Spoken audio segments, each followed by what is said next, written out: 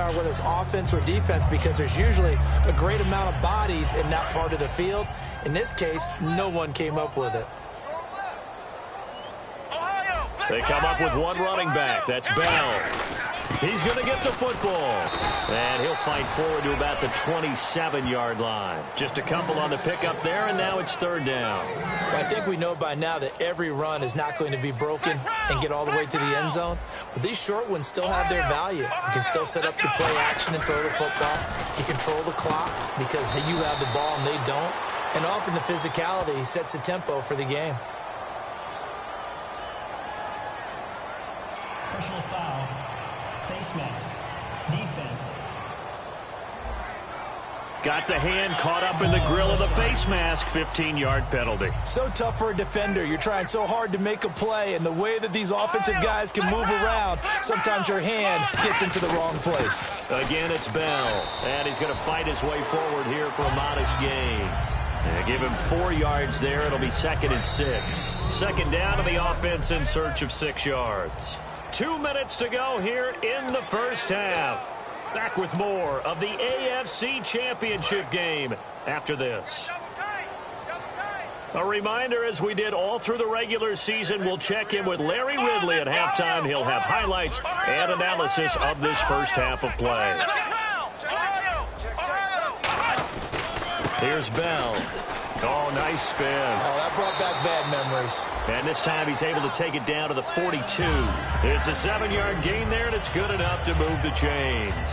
It's funny, partner. Le'Veon Bell, when he came out of Michigan State, when I go back and look at my analysis of him and what my grades were for him, I thought he was a big-time player, great potential, but I didn't know we were going to get this player. I was used to a big, solid, thick running back.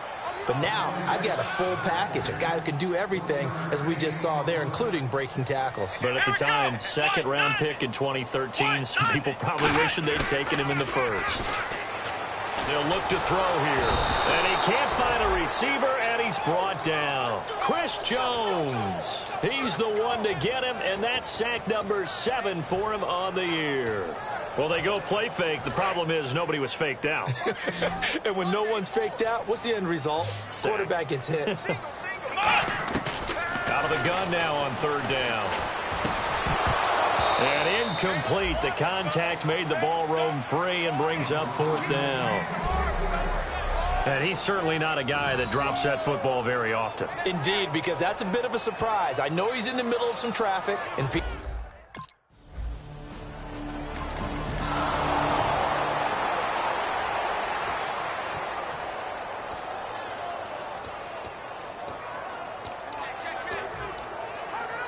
time for the Steelers offense now to get set for their first possession of half number 2. They're out in front. Last time they had to punt it away. We'll see if they can add to their lead now. they don't want to go out and punt it away again. This team now wants to get a cushion, put people away.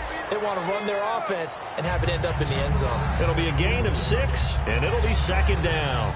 I know many people like to throw to the tight end, maybe in a little flexed out position because he creates mismatches with his size. But slot receivers do the same thing with their quickness, their speed, and their route running savvy. Bell, only a yard on the pickup there, and it'll bring up a third down.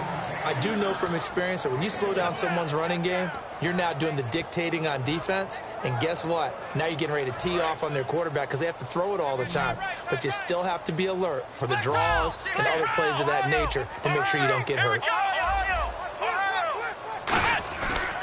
On third down, here's Bell. And he will have the first down before he's brought down at the 3. A 5-yard gain, and now they're set up first and goal. And the offense moving quickly to the line. Well, partner, they might want to tear up their scouting reports a little bit here because they just break tendency. Third down, you don't ordinarily see a toss.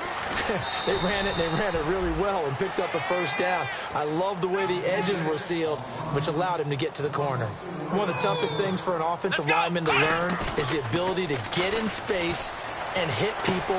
Got his man, it's caught for a Steelers touchdown. Ladarius Green, a 7-yard touchdown grab. And the Steelers capitalize on the short field as they take it in for 6. And he's a reliable target. He's more...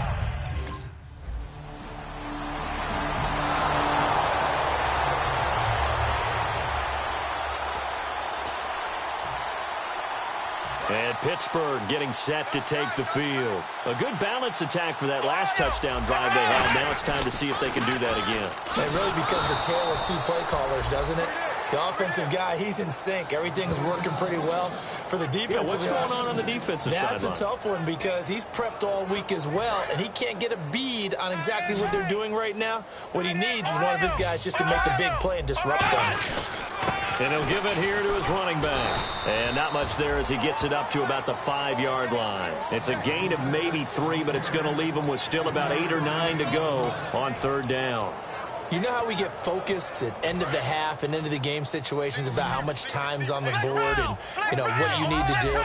Sometimes you don't have to worry about that. That's just smart football. You know, that kind of a lead, staying in bounds, it burns clock, even in a situation. Thrown across his body, and it's intercepted. Picked off by the Pro Bowler, Marcus Peters. And he's going to get this one to the 23-yard line.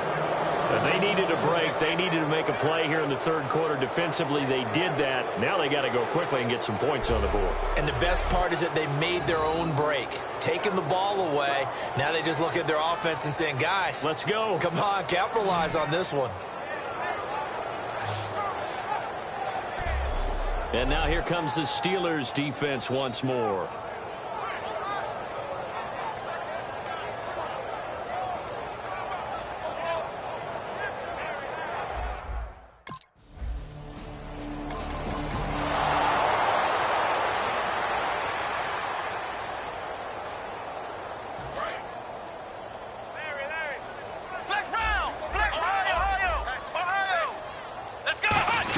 They'll start the drive with a carry by Bell.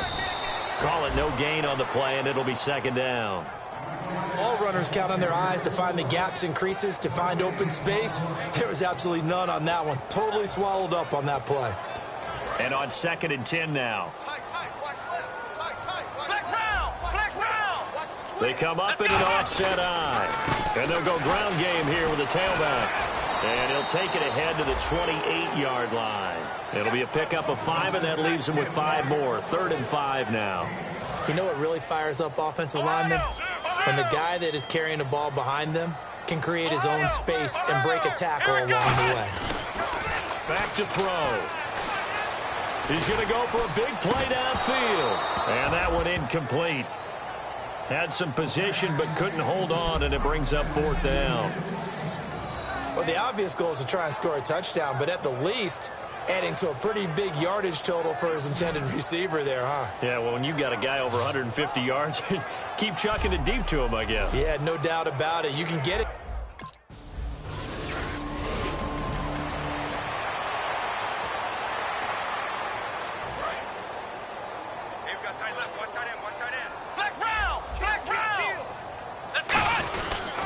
They'll start out on the ground with Bell. It's a loss of 2 there, bringing up 2nd down. So, Brandon, when this offense gathers together to watch tape for this game, they're going to be feeling pretty good about themselves until the coaches get upset about the play we just saw. But you know their defense is going to be. But we put up big points all game long. The defense is going to win one every now and then.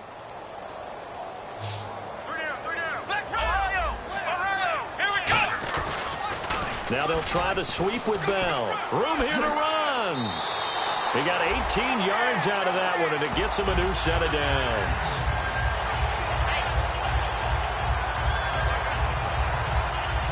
So the run moves the chains, and here we go on 1st down. They come out here in the eye. And they give this time to the tailback. And they will stop him after a fairly minimal pickup. Credit him with a 1-yard gain there to make it 2nd and 9. And after the play on the ground, that brings up 2nd down here.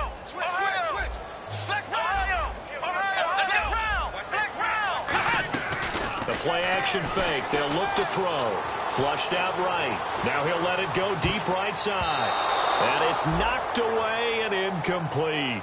One of the toughest things about playing defensive back is pattern reading, trying to figure out what they're doing. And on that one, they had the fly, just sending the guy downfield with the in route accompanying it, what people call a dagger route, trying to hit the guy underneath. A battle for it, and it's intercepted. Picked off by Micah Hyde. And a big turnover there as his guys will get the football back.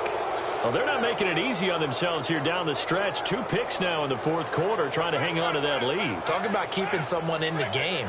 Instead of being able to shut the door, it's still cracked open because they can come back on you now. The only people who are really happy about those picks, any fantasy team that has this defense. And now here comes Kansas City. And down on the scoreboard, certainly needing to avoid what happened on the last drive, punting the football. Sense of urgency has...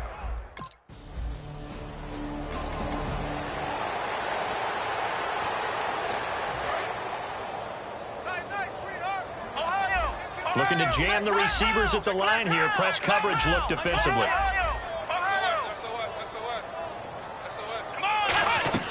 They go back to the air here after the INT. He's going to go up top again. And he's going to be intercepted a third time. Picked off by the safety here, Ron Parker.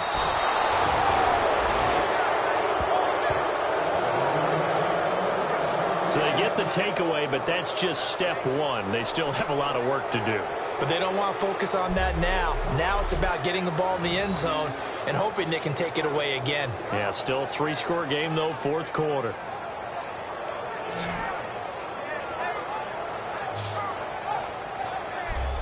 And now here comes Kansas City. And with this deficit, you can't have too many more drives like the last drive where you had to punt it away. You know what I would tell...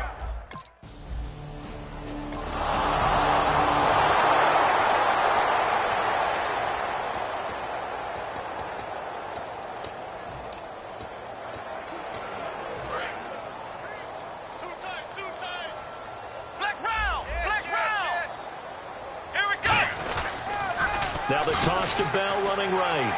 Oh, he breaks a tackle, and he's got an alley. And it's a gain of 17 that time. And the Steelers are going to have a first down.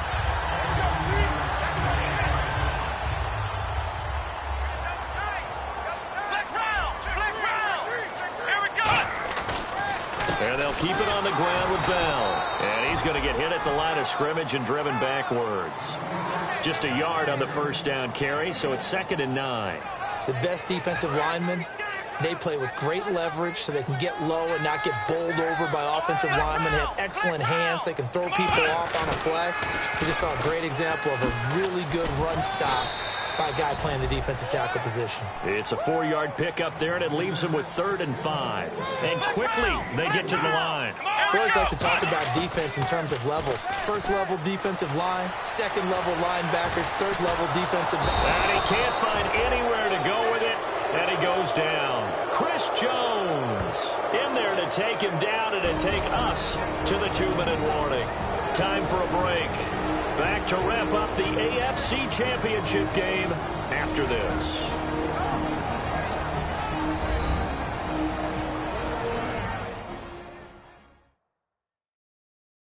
So the Steelers with the football as we get you reset. They've got a 4th down here in a game that looks to have been decided already.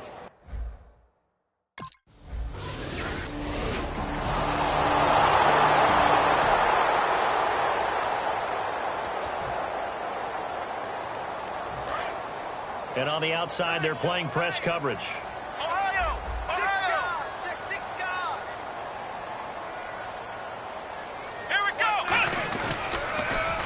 And they'll go on the ground. And now here's a defensive timeout called by the Chiefs. It's just their first. They've got 2 more to use here in the final stages. Let's go. They'll give it to him right up the gut. And the Chiefs are going to signal for and be granted another timeout. That'll leave them with just 1 remaining in this 4th quarter of play.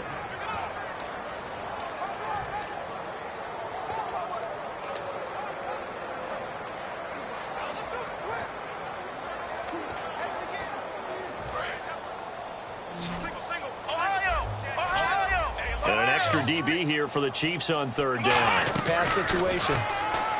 They'll set up a throw. He's going to loft one deep left. It's caught inside the 25. And play is stopped here. Timeout. It's the defense calling the timeout here.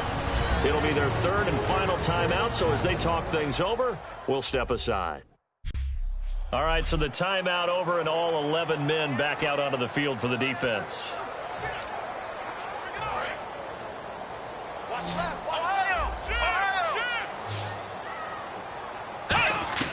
Now it looks like he'll throw here.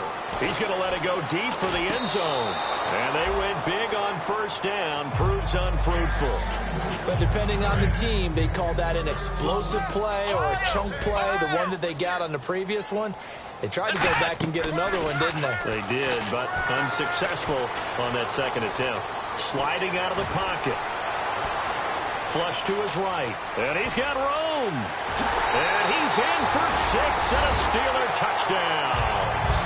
How about that? Their quarterback, 22 yards. And the Steelers are going to add on to their lead.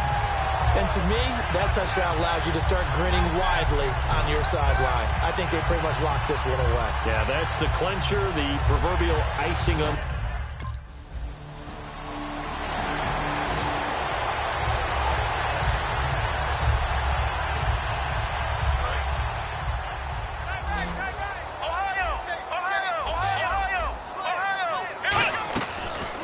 Play fake here on first down.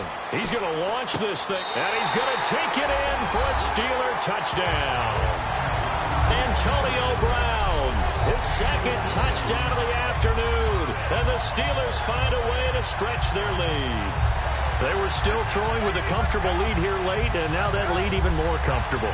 And your first thought is there bad blood that went into this one ahead of time, that maybe they're seeking some revenge? Or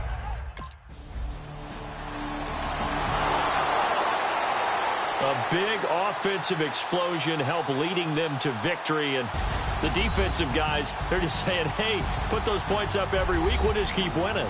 They will gratefully accept them, won't they? It makes their job that much easier when they're scoring that many points, allows them to play with a totally different style and a different flow.